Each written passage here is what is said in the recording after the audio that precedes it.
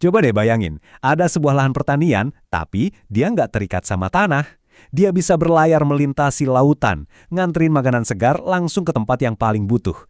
Nah, hari ini kita bakal bedah sebuah ide yang kedengerannya radikal banget, pertanian terapung. Oke, jadi begini alur pembahasan kita. Kita mulai dulu dari masalah utama pertanian zaman sekarang.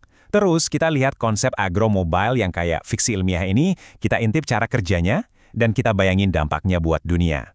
Tapi, kita juga harus realistis kan? Jadi kita akan lihat juga tantangan beratnya sebelum akhirnya kita simpulkan. Ini beneran masa depan atau cuma mimpi?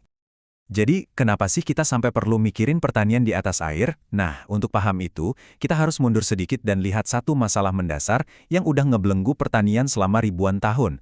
Pertanian itu, ya gitu-gitu aja di darat.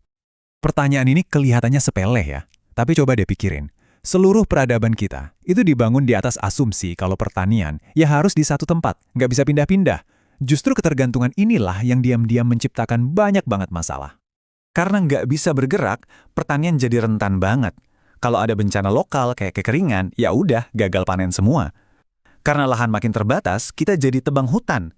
Dan karena lokasinya jauh dari kota, makanan harus diangkut ribuan kilometer, yang bikin kesegaran dan nutrisinya terus berkurang di jalan. Tapi gimana kalau kita bisa dobrak aturan main itu? Gimana kalau pertanian nggak harus terikat sama tanah? Nah, inilah ide besar di balik konsep agromobile, pertanian yang bisa bergelak. Inilah inti dari agromobile. Jadi, jangan bayangin cuma pot tanaman di atas perahu kecil ya. Bukan.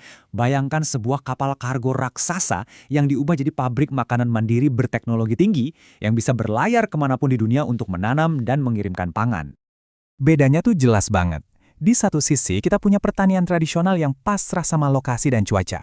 Di sisi lain, kita punya platform yang bisa bergerak dengan ekosistem yang bisa kita kontrol sepenuhnya.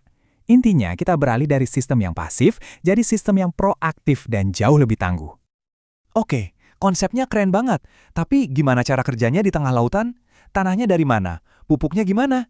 Yuk kita masuk dan lihat mesin di dalam ekosistem terapung ini. Kunci dari sistem ini adalah gabungan dua teknologi pintar yang sebenarnya udah ada. Aquaponik, yaitu simbiosis antara ternak ikan dan tanam-tanaman, dan hidroponik, yaitu seni menanam tanpa tanah sama sekali.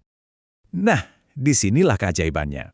Ini adalah sebuah siklus simbiosis yang sempurna.